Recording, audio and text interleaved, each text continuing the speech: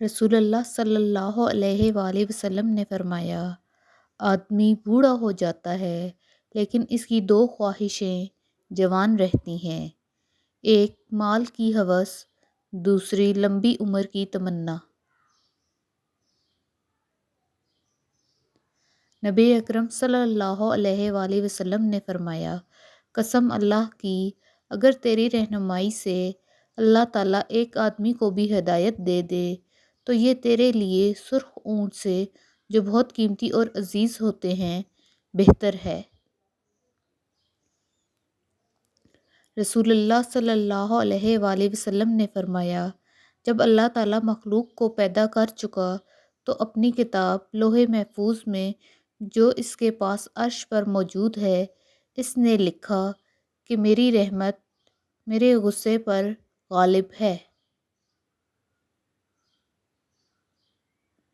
حسن اور حسین رضی اللہ عنہ دونوں دوڑتے ہوئے نبی اکرم صلی اللہ علیہ وآلہ وسلم کے پاس آئے تو آپ صلی اللہ علیہ وآلہ وسلم نے ان دونوں کو اپنے سینے سے چمٹا لیا اور فرمایا، یقیناً اولاد بزدلی اور بخیلی کا سبب ہوتی ہے۔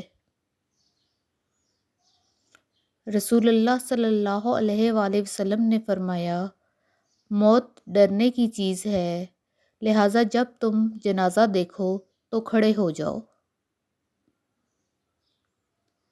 رسول اللہ صلی اللہ علیہ وآلہ وسلم نے فرمایا، ہر انسان خطا کار گناہ گار ہے اور بہترین گناہ گار وہ ہیں جو توبہ کرنے والے ہیں۔